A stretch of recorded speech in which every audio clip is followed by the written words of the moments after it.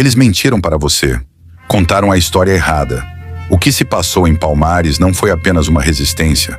Foi uma guerra secreta, uma guerra silenciada, onde um rei africano comandou o maior levante negro da história do Brasil e quase venceu. Mas quem realmente matou Zumbi? Por que a elite escondeu sua verdadeira história? Prepare-se para descobrir o que nunca te contaram. Zumbi dos Palmares nunca foi apenas um escravizado fugitivo, conforme é dito em algumas narrativas. Ele era um guerreiro treinado, um estrategista militar de elite e com uma descendência direta da nobreza africana. Diferente do que ensinam nas escolas, Palmares não era apenas um local de refúgio, mas sim um verdadeiro império negro, com cidades fortificadas, um exército disciplinado e uma rede de espionagem infiltrada nas vilas coloniais.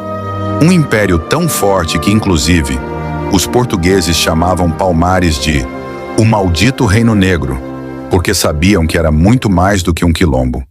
As cidades eram organizadas com ruas, agricultura, defesa militar e até um sistema de justiça próprio.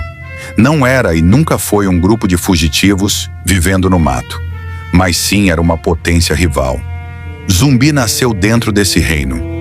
A história oficial diz que ele foi capturado ainda bebê, batizado por um padre e depois fugiu para Palmares. Mas há algo errado nessa narrativa. Como um menino criado na cultura europeia se tornou um dos maiores guerreiros africanos do Brasil? A resposta está no que esconderam. Zumbi foi treinado desde cedo nas artes da guerra por mestres africanos, aprendendo táticas de emboscada, guerrilha e rituais espirituais de proteção.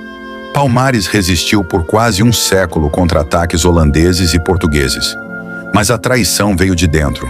Quando Ganga Zumba, o líder antes de Zumbi, foi convencido a aceitar um acordo de paz com os portugueses. Mas que paz era essa, afinal? Acordo nenhum permitiria a existência de um reino negro livre dentro de um império escravista. A verdade? O acordo era uma armadilha para enfraquecer Palmares e matar todos os seus líderes. Zumbi não aceitou a farsa. Foi aí então que ele declarou guerra aos traidores e assumiu o comando. Desta feita, Palmares enfrentou a sua maior ameaça. Os bandeirantes mercenários, financiados por elites europeias, foram contratados para exterminar Zumbi. Esses caçadores de escravizados não eram apenas soldados, eram especialistas em guerra suja. Após um cerco brutal, os portugueses conseguiram invadir Palmares em 1694, mas não foi uma vitória fácil. Zumbi e seus guerreiros lutaram até o último homem, e algumas lendas dizem que ele conseguiu fugir. A história oficial afirma que Zumbi foi capturado em 1695, torturado e decapitado. Mas há registros obscuros que indicam que ele pode ter escapado para formar outro quilombo oculto, continuando a resistência no interior do Brasil. Isso explicaria por que sua cabeça foi exposta em praça pública, para convencer o povo de que ele estava morto e evitar novas revoltas.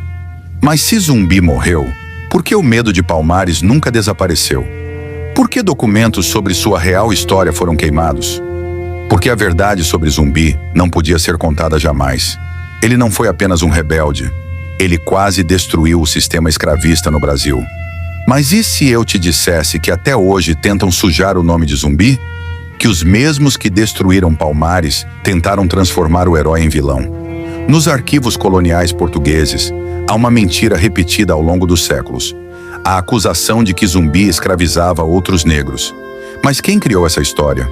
Os próprios colonizadores que queriam justificar o massacre de Palmares e impedir que negros livres tivessem um símbolo de resistência.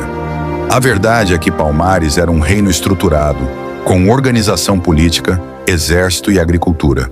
Como qualquer sociedade, havia hierarquias, e aqueles que chegavam de fora passavam por um período de adaptação antes de serem plenamente integrados.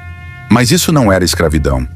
Não havia chicotes, correntes, senzalas ou venda de pessoas como no sistema colonial europeu.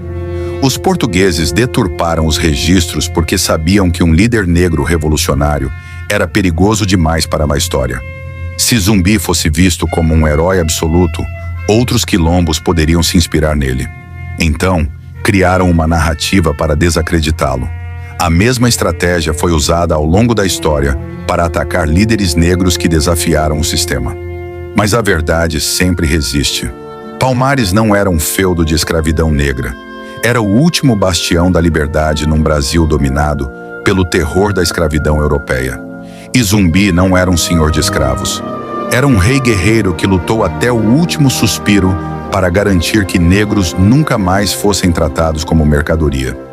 Agora que você sabe disso, cabe à sua consciência ancestral falar mais alto. Séculos se passaram, mas a luta de Zumbi ainda ecoa. Mas será que sua história foi completamente apagada? Ou será que seu espírito continua vivo naqueles que ainda desafiam as mentiras da história? Palmares caiu, mas o sonho da liberdade nunca morreu. Eles tentaram apagar sua memória. Mas enquanto houver um só descendente de Palmares, enquanto houver um só negro consciente da sua verdadeira história, Zumbi jamais morrerá. Bem, o Flow Eclético fica por aqui. Como tenho dito sempre, pare, pense, reflita e analise. Até a próxima.